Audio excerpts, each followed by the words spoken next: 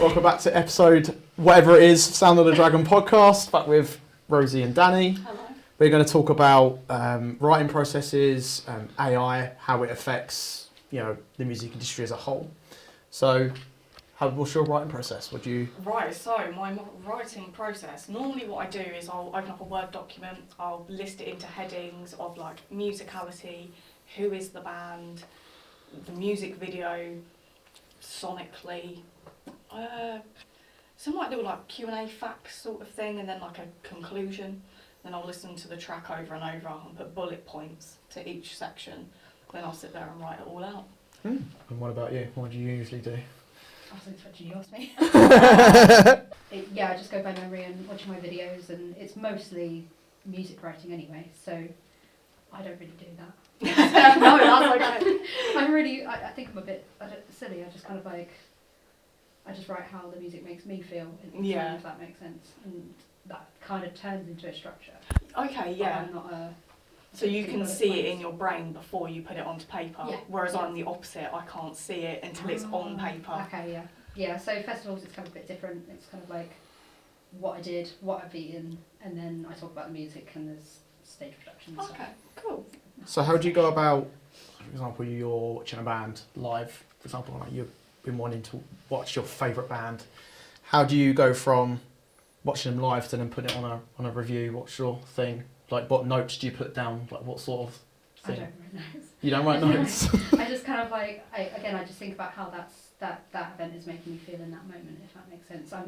I don't have any experience writing for publications or anything like that. I've got a fictional literature degree. So I guess that's how it's the same in that sense. I'm writing about how I'm feeling, if that makes sense, and what that music's doing, and it kind of turns into a structure that way. I don't do notes. Yeah. Whereas I'm the opposite. My writing's more of how the audience feel, but almost from like a band's perspective, if that makes sense. From like a musician's perspective, even. Yeah. That makes sense. Yeah. Oh, good. Do you feel like they still matter? Do you think reviews are important still these days? Yeah, I think they still matter. More to the extent of like bands can look back at their progress with a review. And they can go back and they can read and they think, oh, like I played this show 10 years ago. What actually did people think of this show? They can read and they think, oh, so even if it was just the writer, someone actually really enjoyed my music from there. And it's almost like a catalogue of what they've done over the years. That's true. And I think it's a really good platform for smaller bands to get their name out there as well through publication. So that's a really good point, actually. So when you're writing a review, there's something in the show or, a singer writes something very controversial. How do you go about not mentioning that in that review, but not say you'll be a dick about it, but say in a polite way? Or do you just not mention it at all? I probably wouldn't mention it. It depends on what it is and how controversial it is. Yeah. So dependent on the subject is whether I'll cover it or not. Yeah, I find it difficult to not be a dick, if that makes sense. Yeah, or not come across the wrong way. How do you be critical without being an arsehole, if that makes sense? Yeah. And I think it doesn't matter what you write, it could be the nicest thing, even though it's negative, someone's always going to take it the worst way possible. Yeah. So that's my worry, is I try not to offend people, so I try not to put negative stuff in my reviews.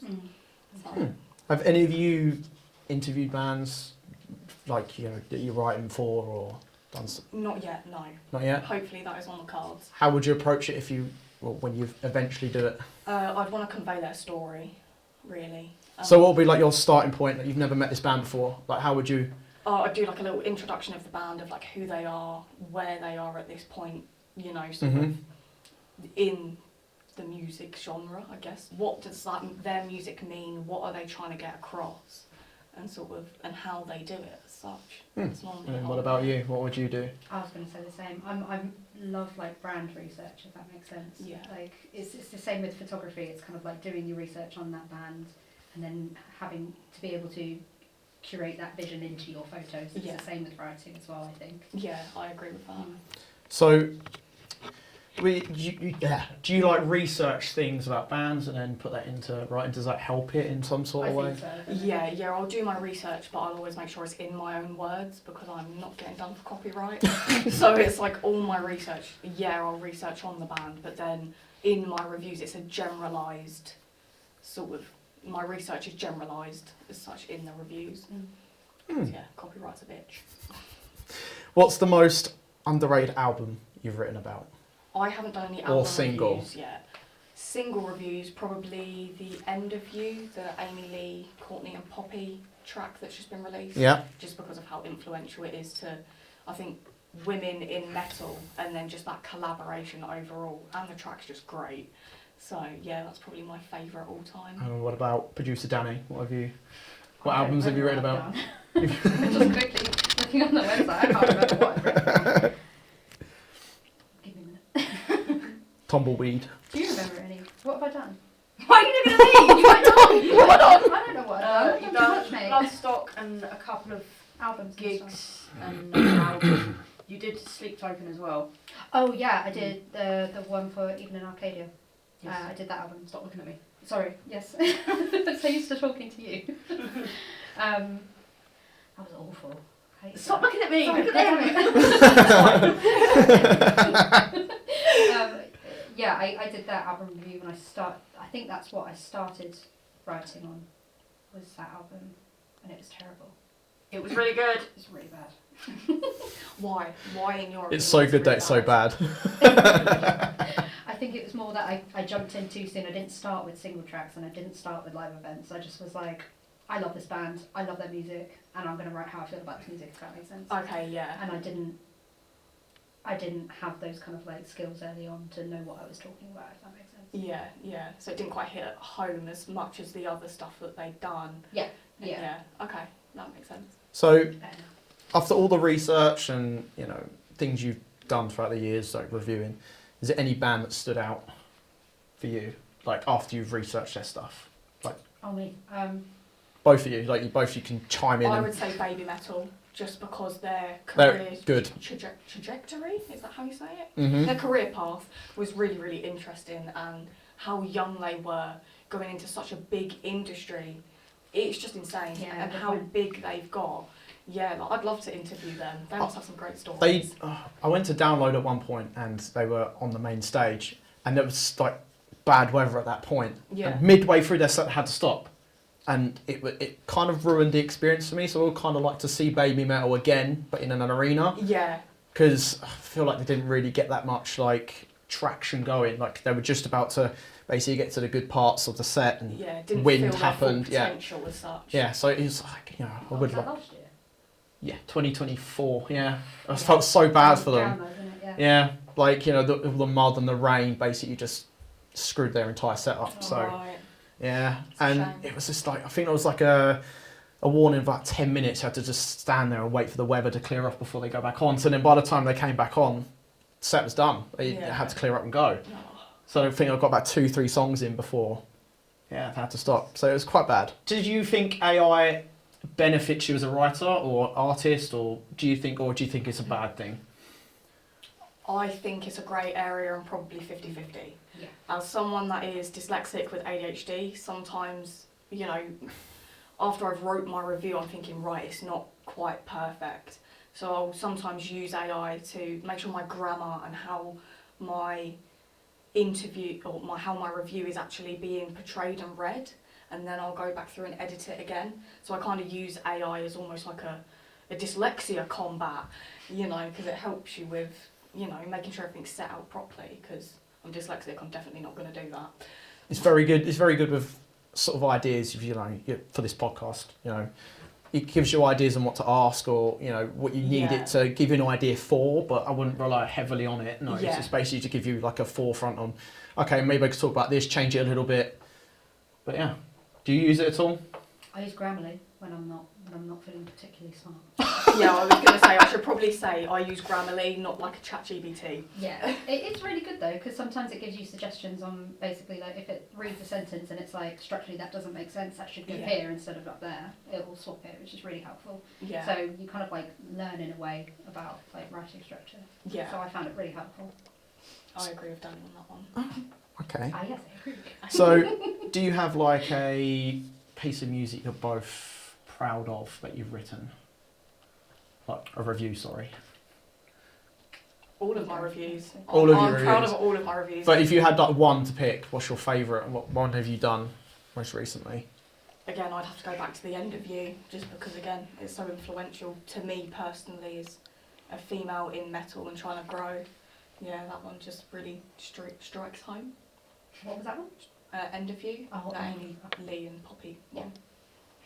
And then what about you? I'm just trying to think. Oh my God. I'm very impressed, Dan. Okay. Okay, That's fine. that's fine. Okay. Don't come at me. Help. He's just scared I'm going to be staring at him the whole time. I think it might be tied between two, to be fair, because I think there was like a moment, not a moment, that sounds stupid. There was a point in when I was learning. Okay, Yeah. this is all new to me. I don't know this kind of writing about music. I have no idea. But there was a point where I was like, actually, I think I'm getting okay. Yeah, you're starting to learn what you need to Yeah. add and not. So I did In the Name of the Father by President, which I think I was pretty proud of that one, because I think at that point I was like, I wrote that, that's nice. That's really good. And I think I did one for Parkway Drive for the 20th anniversary tour. Yeah. Fucking amazing. I'm so sad I missed that. You saw that show, didn't you? Yeah. It's going to Yeah. cry for a little bit. I did. Yeah, I bet. Would you rather have fingers as long as spaghetti or spaghetti as long as fingers? Spaghetti as long as fingers. Whatever it says, yeah. Yeah. We'll go with that. Spaghetti as long as... Yeah. Yeah. Yeah. Why is that question in there? It's so dumb. Would you rather sneeze glitter or cry rainbow coloured tears? Rainbow coloured tears. Oh, no, it's a 100%. queer. So, It's a queer Gay and asshole. proud. Yeah. would you rather have a pet dinosaur or pet dragon? Pet dragon every day. Sorry. Well, what would you use a dragon for? I would fly on that Fly, bitch. Like, who needs a car? I've got a I dragon. was going to say a dinosaur wouldn't be able to get through traffic, really. It's got baby It arms. depends on what dinosaur you have. What? Depends on what dinosaur you have. It'll be a big one if it's going to take me to work. Yeah, but if people see a dinosaur come on the road, they'll fucking move out of the way anyway, aren't they? So Are they? Can't move Yeah, on what the do you A1, they're going to move out of the way. But then again, if you're in a dragon, you can just... You can fly over it. And you can also burn people you hate. So, Exactly, yeah. see, that's a win-win. That is a I'm unhinged. win-win. Great. Piss him off, don't. Why are you cracking up? Making me laugh.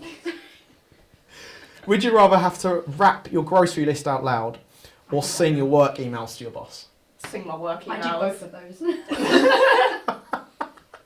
Fuck's sake. How bad is it when you rap it? Or like when you're in your shop, you're like, I'm going to get some Brussels sprouts. Do you just like rap it all that and sing it? Or is it like Eminem in Rap God? You know, like... Well, how bad are you when you do it? Do you do it? I don't know, I don't rap my grocery. I would just sing my emails to my boss, I think. I think me and my boss could have a laugh like that. Right, I think that is the end of the episode. So, I'll see you in the next one with... Who's next? Who's next? Who's next? See you in the next one. Bye-bye. Oh.